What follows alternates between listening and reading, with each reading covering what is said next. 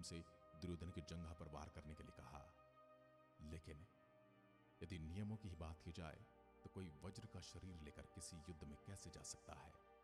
जिसने अपने शरीर के हर हिस्से को ढाल से ढक लिया हो, उस व्यक्ति को उसी जगह पर दर्द देकर मारा जा सकता है जहां पर उसको चोट लगती हो। दुर्योधन की जंघा तोड़ दी गई। मेरा मित्र दर्द से तड़पने लगा। ये तड़प अब मुझे भीम की वो प्रतिज्ञा याद दिला रही थी जो उसने द्रौपदी के वस्त्र हरण के प्रांत ली थी। वह अपमान और वो जंघा मुझे स्पष्ट दिखाई दे रहे थे। मेरे मित्र की पीड़ा मेरे लिए असहनीय थी, क्योंकि अब वही केवल शेष रहा था और अपने राजा को इस हालत में देखकर मैं दुखी था। दुर्योधन अंतिम सांसें ले रहा था और उसने मुझे अपनी सेना का सेनापति बनाया और आदेश दिया कि 5 पांडवों का वध कर दूं। उसकी अंतिम इच्छा थी मैं पांडवों की हत्या करूं। युद्ध समाप्त हो चुका था क्योंकि राजा युद्ध में घायल हो चुका था। फिर भी अपने मरते हुए मित्र की अंतिम इच्छा को पूरा करने के लिए मैं पांडवों के शिविर में गया और मैंने उनकी हत्या कर दी।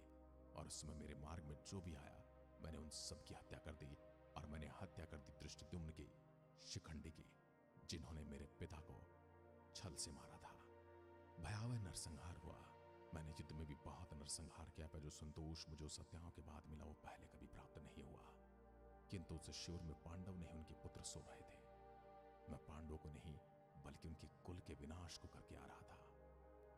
मैंने उनकी हत्या का समाचार अपने मित्र को दिया ताकि वो चैन से अपनी अंतिम सांस ले सके। परंतु मेरे मित्र ने उस वक्त मुझे कहा कि मैंने पांडवों का वध करने के लिए कहा था तुमसे, उनके बच्चों का नहीं। तुमने उनके बच्चों का वध करके उनको वंश विहीन कर दिया है। इसलिए पूरी दुनिया ये कहेगी कि दुर्योधन का वध भीम ने किया है। परंतु मैं जानता हूं और अश्वत्थामा तुम जानते हो कि मेरा वध तुमने किया है। तुमने वो काम कर दिखाया है जो दुर्योधन भी करने से डरता है, जो दुर्योधन कभी नहीं करता। तुमने बच्चों का वध कर दिया है। पांडव जब अपने शिविर में लौटे तो अपने पुत्रों के शव देखकर मुझसे प्रतिशोध लेने आए। तब मैंने उन पर ब्रह्मास्त्र से प्रहार किया और उसका प्रत्युत्तर अर्जुन ने भी अपने ब्रह्मास्त्र चला कर दिया। हमारे ये शस्त्र पूरी विश्व का विनाश कर सकते। तभी ऋषि वेदव्यास ने हमें रोकने के लिए कहा, परंतु मैं तो शस्त्र को वापस लेना जानता ही नहीं था। मेरा क्रोध अभी भी शांत नहीं था। मैंने पांडवों के पुत्रों को तो मार ही दिया था। अब मेरी नजर पांडवों के आखिरी वंशज पर पहुंची। मुझे पता चला कि अभिमन्यु की संतान अभी जीवित है और पांडव का वंश अभी समाप्त नहीं हुआ।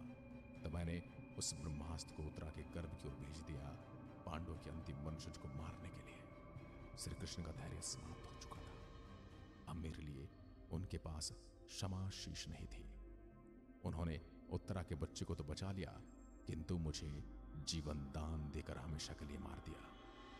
मुझसे मेरी मणि छीन ली गई। मेरे शरीर को रोगों से भर दिया गया। मेरे माथे की घाव से रक्त रुक नहीं रहा। मैं अश्वत्थामा जो पीड़ा मुक्त था, आज वह पीड़ा में जूझ रहा है। जो भय मुक्त था वह डरा डरा घूम रहा है जंगलों में। मुझे उस दिन से आज तक भय का अनुभव लगातार होता रहता है। और ये पाप इतना बड़ा था। मैंने युद्ध में कितने ही लोगों को मारा था और द्रौपदी ने भी मुझे उसके पुत्रों के वध से क्षमा दे दी थी।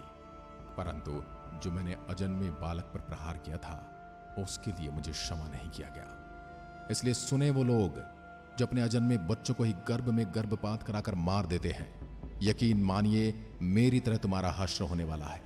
इसी तरह तड़पोगे तुम और तुम्हें यह पीड़ा न जाने कितने लंबे समय तक झेलनी पड़ेगी। इसलिए किसी भी अजन्मे, चाहे वह पेट में पल रही बालिका हो या बालक हो, उसकी हत्या का प्रयास न करें। मैंने पहली बार अनुभव किया कि शारीरिक पीड़ा क्या होती है, रोग क्या होता है, और उसमें मृत्यु का भाव ऐसा था कि मानो नर्क का अनुभव यही कर लिया हो।